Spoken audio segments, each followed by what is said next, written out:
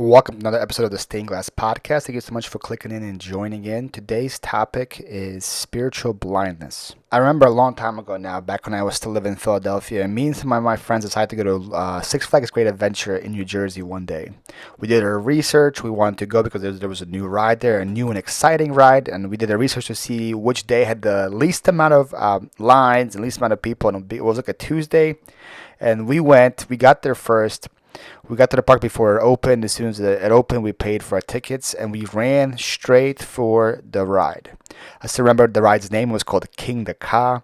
It was advertised as like one of the fastest, tallest, best roller coasters in the world. It goes like 0 to like 100 in a couple of seconds, and it's supposed to give you the thrill of your life. Remember, we ran right for the roller coaster. We got there first, and we wanted to be in the very front because a roller coaster is so much more fun from the front than from the back. So we get there, we sit in the front row, we get on the ride, and the ride takes off, and the G-force really goes from 0 to 100 in like 3 seconds, and you just take off. And as soon as it took off, I remember hearing 2 pops. It was like that. And the pops were the sound of my contacts leaving my eyeballs. Both my contacts literally popped off my eyeballs at the velocity of this ride. And for the rest of the day, I was pretty much blind. I have terrible eyesight. I think I have -4 in both eyes. If you guys know eyesight, that is terrible. Super blurry. I can't see things from afar. So the whole day I was squinting. I was trying to see, but my whole day was ruined. And it wasn't ruined because the park was terrible or the rides were terrible. It was ruined because I couldn't see. And I'm sure that is nothing compared to actual blindness, people that are legally blind. I know theirs is way worse than just my story of Six Flags for one day. But I think what is even worse than physical blindness is spiritual blindness. It's spiritual blindness because when you're physically blind, you actually know that you're physically blind, and you go and you get help, and you either get contacts or you get some kind of surgery or you get some kind of tools to help you while you're physically blind. If you're spiritually blind, there's so many people today that are living who are spiritually blind and they have no clue about this. And they continue to live in this spiritual blindness their entire life. Today I'm talking about a story, I think the only story that I know, maybe you guys know more, you can drop in the comments down below, of the only time that someone was healed from blindness in the Old Testament. And this story is in 2 Kings chapter 6. This is a story about Elisha. Elisha was an incredible prophet. I read through 2 Kings last month and just heard about all the amazing things he did. He raised people from the dead. That's incredible. He healed people from leprosy. He gave people like endless amount of oil and food and just did amazing, incredible things throughout his whole life. And one of the things he did was in 2 Kings chapter 6. There was an enemy general who tried to attack Israel multiple times. And God was telling Elijah where he was coming from. So Elisha would warn the king of Israel and say, hey, don't go here. The enemy's there. He's trying to attack you. And multiple times Elisha told the king, and Israel was one step ahead of the enemy. After this happens multiple times, the enemy king goes and he grabs all of his servants. He goes, okay, which one of you is the spy? Which one of you is the mole? How does the king of Israel always know where I'm going to attack? How is he one step ahead of me? One of you has to be telling him the game plan. Which one of you is it? Tell me right now. And they all look around and said, no, king. It's not us. It's not what we're doing. But there's a prophet called Elijah who God speaks to. And they said, he knows what you say in your bedroom. This prophet knows what you say in your bedroom. And he is the one telling the king of Israel what to do. So the enemy king is like, okay, Elisha's the guy. We have to get Elisha, then we can win. So he sends literally thousands of soldiers on chariots, on horsemen, on foot to go and capture Elisha and his assistant. Thousands of soldiers, a huge army is there to capture only 2 people. So they get to Elisha, they surround his building, and in the morning, Elisha's assistant, his servant, wakes up and he sees the army. He sees the chariots, he sees the horsemen, he sees the soldiers, he sees the warriors, and he's terrified. And he wakes up Elisha and says, Elisha, we're doomed. Look at this. Look at all the people here. Look at these armies. We're done. And Elisha starts praying. And it's such an interesting prayer because Elisha doesn't pray for God to come and do a miracle. He doesn't say, God, come rescue us. God, do a miracle and do something great here. He says this. Elisha prays and said, Lord, I pray that you open his eyes that he may see. Elisha's prayer is that the Lord opens his assistant's eyes. Elisha's servant opens his eyes and he sees an army of angels on chariots of fire, an innumerable amount. A number is way bigger than the enemy, and he gets comforted. Later on in the story, Elisha kind of like tricks the enemy, brings him right to the palace, right to the king of Israel. The king treats him like prisoners of war, gives them food, tells them to go back to their own king, and so they can share what happens. And pretty much, long story short, the king stops attacking Israel. They become like allies. That's kind of how the story ends.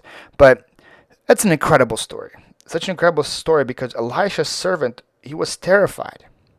Elisha's servant was terrified because he saw the huge army. He saw how big the army was, and he was blind to see how big God was. So many times in our life, that's the same way. Maybe we don't have an actual army outside our door, but we have a storm, a cloud, a darkness that is around us that is preventing us from seeing God. It could be a cloud of unemployment. It could be a cloud of heartbreak. It could be a cloud of rejection. It could be a cloud of disease. Maybe you're going through something. Maybe somebody close to you is going through something. Whatever this cloud is so big and so strong that we cannot see God. We're afraid and we don't have clear vision. And this story here is a great example for us on how we should pray when that happens and say, God, please open our eyes. God, please open our eyes. So we need to understand that this wasn't a stage production here in 2 Kings 6. It's not like when Elisha prayed and the guy's like, okay, now I'm going to send my angels. Now I'm going to send the chariots of fire. I'm going to do this now. No, those angels were already there. The chariots of fire were already there. Elisha's servant just needed his eyes open. That's amazing. And what if we believed it today? What if we believed that over every failure, over every broken relationship, over every rejected job application, over every negative health diagnosis that we had, there was a band of angels of God's love surrounding us, surrounding you, and executing the orders of God's perfect will. I want us today to pray this prayer, to pray that God can open our eyes so we can see Him for who He is and see His armies around us. And then we can truly believe that nothing can separate us from His love. No fear, no rejection, no failure, no broken relationship, no breakup, no unemployment, no cancer, no negative health diagnosis, nor death. Nothing can separate us from His love because our God is greater. Chris Tomlin has an amazing song called Our God, and in there it says, our God is greater, our God is stronger. And then the bridge of the song is, and if our God is for us, then who can ever stop us? And if our God is with us, then who can stand against? Such a powerful song that I play to myself whenever I'm in time of trouble. Whenever I feel like the enemy is there, the enemy is strong.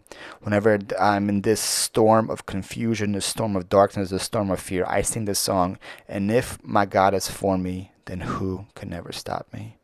I always pray that God opens my eyes so I can see Him. I can see His army always around me. So today, if you are maybe going through a similar situation to Elijah and his assistant, if you are going through a storm, if you're going through a battle, if you feel like the enemy is too strong, I want to encourage you that the same God that was there is the same God that is with you today. The same army of angels that were there, the same band of angels is around you today. Pray that God opens your eyes. God opens your eyes and you can see Him.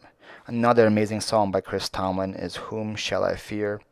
And in there he says these words, I know who goes before me. I know who stands behind. The God of angel armies is always by my side. The one who reigns forever, He is a friend of mine. The God of angel armies is always by my side. I hope these words give you encouragement. I hope these words give you comfort. I hope these words give you power. And I pray today that you pray this prayer, the same prayer Elijah prayed, that God opens your eyes. God opens your eyes and you will not be spiritually blind. God opens your eyes and shows you that He is with you. that His angels are with you. And no matter what situation you're going through, God is stronger, God is greater, and God's plan for you is greater as well. Thank you so much for listening to another episode of the Stained Glass Podcast. Hope you have an amazing day. Again, the comment section is open for you guys to talk about maybe experiences in your life where you felt God's strength and you pray that He opened your eyes. Also, if you want to hear about future topics, any future questions, you can leave them down in the comments below or my emails in the description as well. Thank you so much for listening. Have a great day and let His light shine.